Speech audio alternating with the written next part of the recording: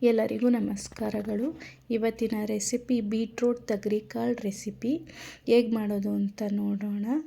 ಮೊದಲು ಒಂದು ಕುಕ್ಕರಿಗೆ ಸ್ವಲ್ಪ ಎಣ್ಣೆ ಹಾಕಿ, ನಂತರ ಸಾಸಿವೆ ಹಾಕಿ, ಸಾಸಿವೆ ಸಿಡಿದ ನಂತರ ಕರಿಬೇವು ಸೊಪ್ಪು ಸೇರಿಸಿ, ಕರಿಬೇವಿನ ಸೊಪ್ಪು ಸಿಡಿದ ನಂತರ ಸ್ವಲ್ಪ ಜೀರಿಗೆ, ಸ್ವಲ್ಪ ಇಂಗು ಸೇರಿಸಿ, ಇದಾದ ನಂತರ ಒಂದು ಈರುಳ್ಳಿಯನ್ನು ಸೇರಿಸಿ, ಈರುಳ್ಳಿಯನ್ನು ಚೆನ್ನಾಗಿ ಫ್ರೈ ಮಾಡಿ, ಈರುಳ್ಳಿಯ ಹಸಿ ವಾಸನೆ ಹೋಗುವವರೆಗೂ ಫ್ರೈ ಮಾಡಿ ಅದು ಕಲರ್ ಚೇಂಜ್ ಆಗಬೇಕು.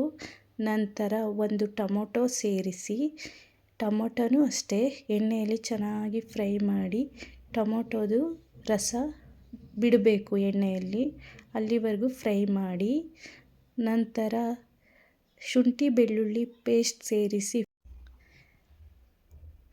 ನಂತರ ತಗರಿಕಾಳನ್ನು ಸೇರಿಸಿ ಅದು ಎಣ್ಣೆಯಲ್ಲಿ ಚೆನ್ನಾಗಿ ಫ್ರೈ ಮಾಡ್ತೀರಿ. ಅದಾದ ನಂತರ ಬೀಟ್ರೋಟನ್ನು ಸೇರಿಸಿ ಚೆನ್ನಾಗಿ ಫ್ರೈ ಮಾಡಿ, ಎಣ್ಣೆಲೆ ಸ್ವಲ್ಪ ಹೊತ್ತು ಫ್ರೈ ಮಾಡಿ. ಅದಾದ ನಂತರ ರುಚಿಗೆ ತಕ್ಕಷ್ಟು ಉಪ್ಪು ಸೇರಿಸಿ, ಕಲ್ಲುಪ್ಪನ್ನೇ ಬಳಸಿ. ನಂತರ ಸ್ವಲ್ಪ ಅರಿಶಿಣ,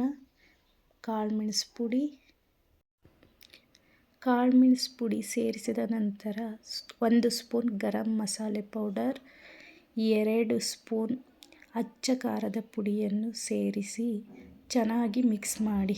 ಇದಾದ ನಂತರ 1 ಗ್ಲಾಸ್ ನೀರನ್ನು ಸೇರಿಸಿ, ಅಂದರೆ 1/4 ಲೀಟ್ರ್ ನೀರು ಸೇರಿಸಿ ಕ್ಯಾಪ್ ಕ್ಲೋಸ್ ಮಾಡಿ ವಿಷಲ್ ಹಾಕಿಸಿ.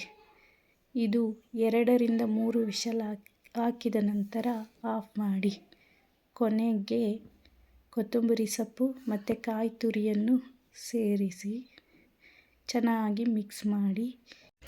ಈಗ ರುಚಿಯಾದ ಬೀಟ್ರೋಟ್ ತಗರಿಕಾಳು ಪಲ್ಯ ಸಿದ್ಧವಾಗಿದೆ. ಬೀಟ್ರೋಟ್ ತಿನ್ನೋದ್ರಿಂದ ನಮಗೆ ರಕ್ತ ಜಾಸ್ತಿ ಆಗುತ್ತೆ. ಯಾರಿಗೆ ಹಿಮೋಗ್ಲೋಬಿನ್ ಕಡಿಮೆ ಇದೆ ಅವರು ಬೀಟ್ರೋಟ್